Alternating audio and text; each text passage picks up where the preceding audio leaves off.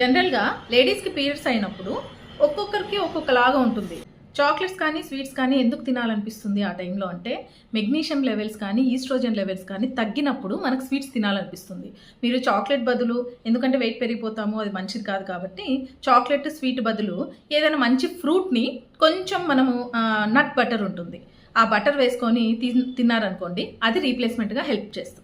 ఉప్పగా ఉండేవి లేకపోతే ఫ్రైడ్ ఐటమ్స్ ఎందుకు తినాలనిపిస్తుంది ఆ టైంలో అంటే మీకు డీహైడ్రేట్ అయినప్పుడు బాడీ, లేదా కార్టిజోల్ హార్మోన్ అంటే ఎక్కువగా స్ట్రెస్ హార్మోన్ రిలీజ్ అయినప్పుడు. సో దానికి రీప్లేస్మెంట్గా మీరు మంచి ఫ్రూట్స్ కానీ సలాడ్స్ కానీ ప్లాన్ చేసుకోండి.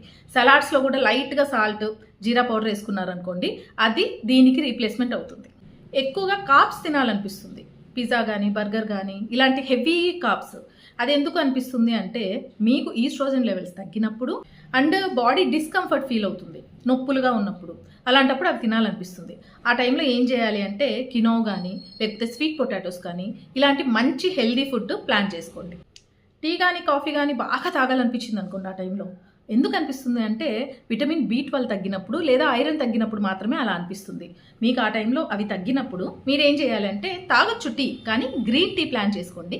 అది హెల్దీగా మీకు ఇంకా బూస్ట్ ఇస్తుంది ఎనర్జీని. ఆ టైంలో నోరు సప్పపడిపోయి బాగా సాల్టీగా మంచిగా స్పైసీగా తినాలనిపిస్తుంది. దానికి కారణం ఏంటి అంటే మీకు ఈస్ట్రోజన్ లెవెల్స్ తగ్గడము ప్లస్ బ్లోటింగ్ అనిపించడం అనమాట.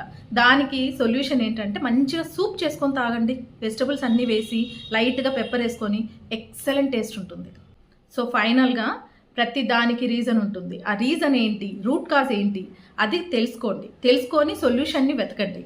ప్రతి ఒక్కదానికి ఒకటే సొల్యూషన్ ఉండకపోవచ్చు. అండ్ కామెంట్ బాక్స్లో క్రేవింగ్స్ అని కామెంట్ చేశారనుకోండి, మీకు ఇది ఫాస్ట్గా వెళ్ళిపోతుంది కదా, రీల్ నోట్ చేసుకోవడానికి ఇబ్బంది అవుతుంది. సో మీకు టిప్స్ అనేది నేను పంపిస్తాను.